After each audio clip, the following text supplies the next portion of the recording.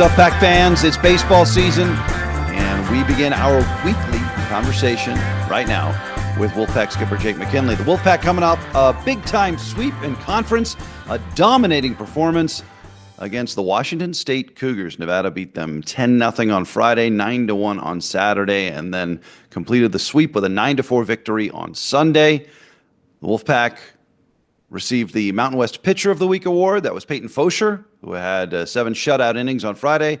The Mountain West Player of the Week, Sean Yamaguchi, 2 home runs, and Sean was also the Mountain West Freshman of the Week. So Nevada sweeps the 3 big weekly awards on the individual side, and they blow out the Cougars. And it was a pretty fun weekend at Don Weir Field at Piccoli Park. So here's my conversation with the skipper, Jake McKinley. Pitcher of the Week, Player of the Week, Freshman of the Week, and a sweep in conference. A pretty good weekend for the Silver and Blue. Now that you have a moment to reflect on it, what's your kind of initial reaction to it? Yeah, I mean, it was something, it felt a little bit like a monkey off our back. We actually haven't swept a series, since I've been the head coach here. So that was obviously nice. We've had a couple opportunities in the past where we've won the Friday and Saturday game, but have dropped the Sunday game. But I think the messaging was a little bit different to the team after Saturday. Just, our season last year came down to a tiebreaker interpretation. And, we tried to approach Sunday like it wasn't about sweeping a team. It was about winning the game in front of you, because every game is just so critically important, especially when things are going to probably be tight in this conference to the finish line. So I thought the guys did a good job of coming out with a sense of urgency on Sunday and finding a way to win that game. And then obviously those awards they're nice to get. They're nice to get just, for those guys, because they're hard workers. They're great competitors. And so, when they get accolades that honor those things, you're just naturally happy for them. You're in your 3rd season as the head coach. And, this has been a process for you to rebuild, reshape this program. At any point, did you allow yourself some satisfaction in just seeing your team so clearly dominate Washington State? I mean, they never led. You guys hit 11 home runs. It was a thorough manhandling of a team that had been in a Power 5 conference last year, and is a team with a proud history. I mean, it's as impressive as the Wolfpack has played, I believe, under Jake McKinley. Is that hyperbolic, or is that kind of what happened? I do think that statement is right. I think that's probably the most complete weekend we've put together.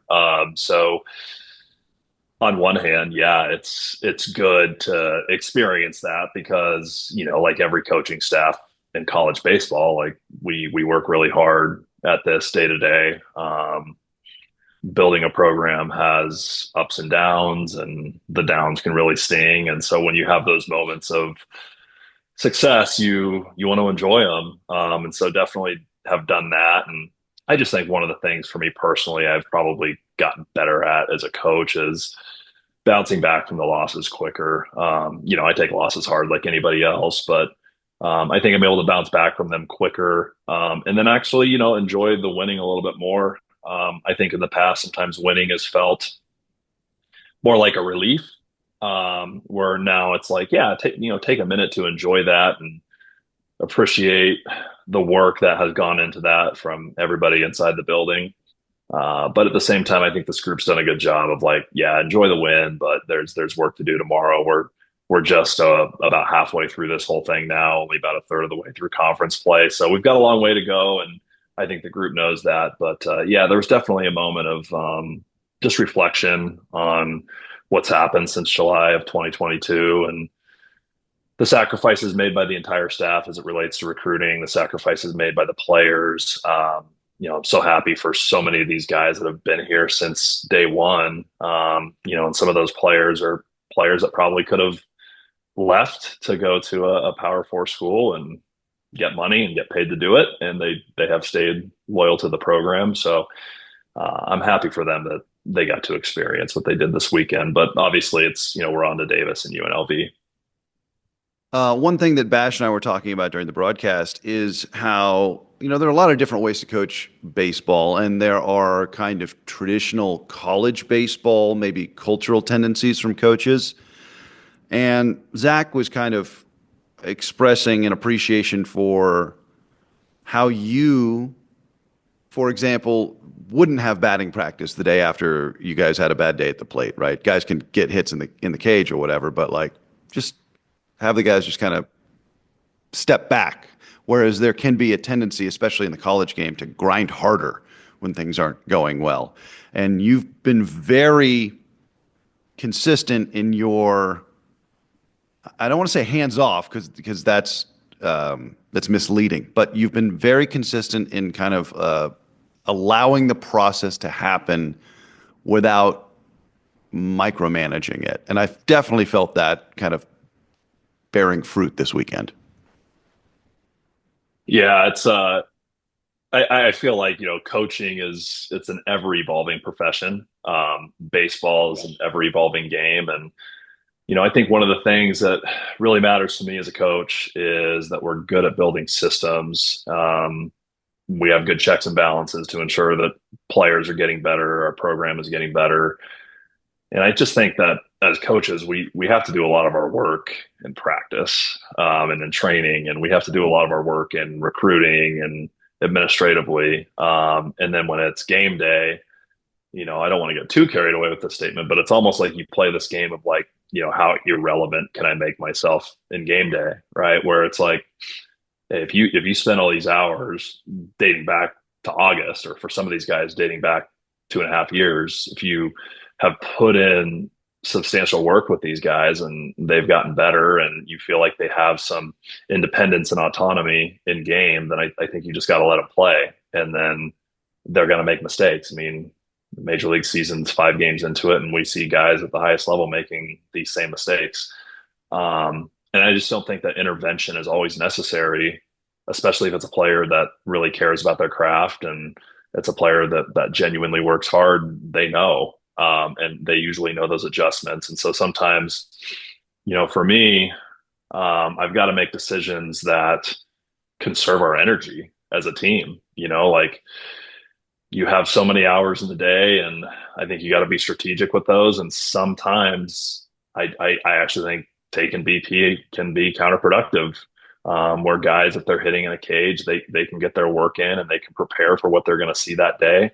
But I also think part of that is just hiring a good staff, and I think our staff's done a really good job. So, yeah, I assume the role of head coach and definitely have my hand a little bit in everything. But at the same time, if there's people leading those spaces that are really talented, you got to let them.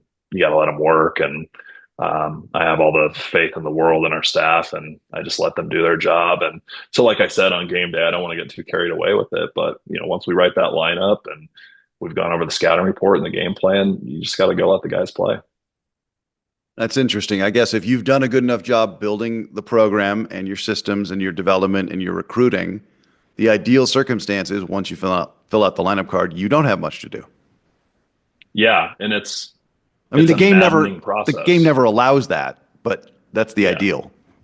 that is ideal. And unfortunately, this weekend that sort of did manifest because in two of those games we got out to pretty commanding leads early, and then even on the Sunday game, I mean, we've as a team we've played so many close games that the score was close late in the game, and this game was close late in the game. And there's just a confidence about the group, I think, when if we're behind a little bit late in the game, if the game is close, I almost feel like the team kind of feels like, hey, we got them right where we want them. This is our time to do what we do. So when it was, I think it was the bottom of the sixth when Doyle hit the homer, and they had done a pitching, they'd done a mound visit, and so we had two runners on, and we were talking about the potential of stealing home. We were talking about the potential of trying to manufacture a run with a double steal. But we had Yamaguchi at the plate who had been swinging it pretty good, and we probably weren't going to do something like that late and until later in the at bat, and then he gets a first pitch single. So yeah, like you have some intervention here and there, but yeah, I just think if you have players that are well prepared and trained and they're talented. Sometimes you just got to let them do their thing. Well, hitting 11 home runs in 3 games is very good coaching. Um, I mean, it was really impressive to watch what you guys did at the plate. Uh, Sean Yamaguchi has been a big story this year, but this was my first full weekend watching him work. And in fact, he didn't play Friday because he was still coming back from that hamstring issue. You can't take your eyes off him, Coach. He's a star. Like he's just so exciting. That's the thing that I have been initially struck, or that has initially struck me about him. Is that how you observe it?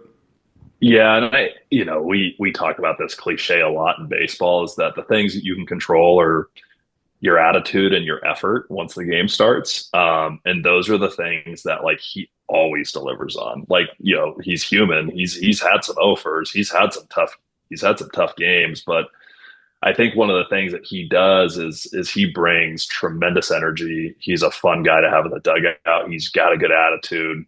Yeah, and he's a true freshman. But like if you talk to him and you didn't know that, you would not figure out that he's a true freshman, right? Like he kind of goes about his business almost like a pro. That he knows what he needs to do to get himself ready to play. But those controllable things, the attitude and effort piece, it's like turning on channel 3 on the TV. Like, it's going to be there, right? We don't know about the results necessarily, but those controllable things, he is a star at those things. And sometimes it's hard, I think, for baseball players to lean on that, right? Like, hey, you just got to go out there and give it your best effort and have a great attitude, trust your training. It's hard to do that, especially in a game where there's so many ups and downs. It's rare to find young players that can really deliver on that every day and show up every day with great energy and have a great attitude. And we're fortunate to have him. One last thing on Sean, like clearly his offense has been impressive.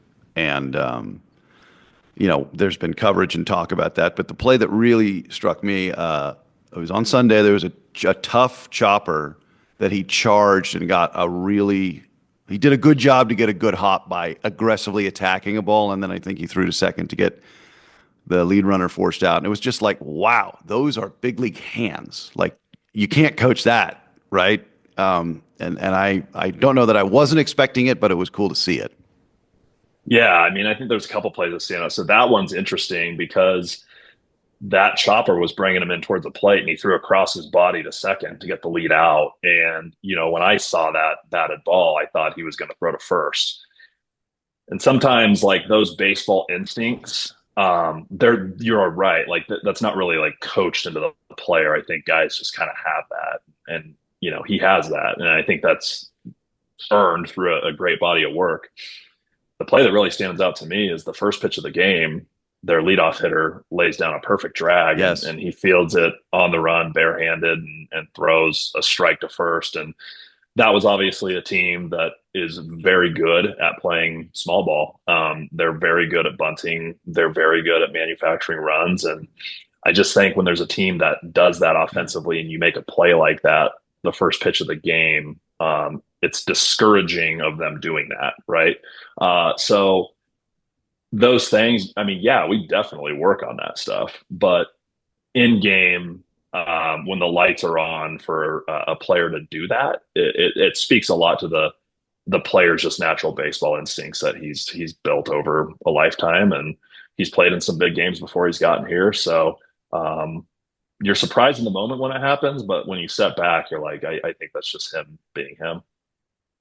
Awesome. So UC Davis, you guys played there last week, lost a tough one. You've moved the game from Tuesday. We're taping this on Monday. So Tuesday the 1st has gotten moved to Wednesday afternoon, the 2nd at 2:05. What's the plan for the midweek? I haven't seen you guys in the midweek yet. Yeah, the midweeks have been nice this year. So Jay Stobie has been starting on the midweeks, and it's he's a unique player because he's such a good offensive player too. So to have a two-way guy like that has been interesting. We have been DHing for him for two reasons. One, I think the volume of being in the lineup every day on the weekends and then pitching on the midweeks, you got to do some things to help just the energy level of the player. So, but one thing Jace has done a great job of is he just pitches in leverage counts. He's pretty much constantly ahead in the count, and he's really good when it comes to limiting damage, and you feel like you know what you're going to get from him.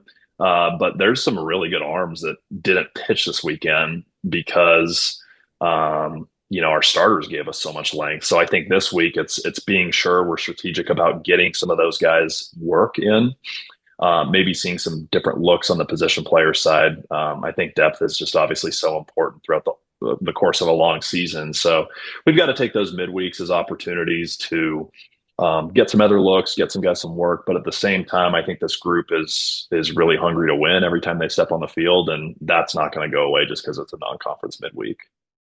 We got day baseball on Wednesday, April 2nd, 2:05 first pitch at Don Weir Field, Peccole Park.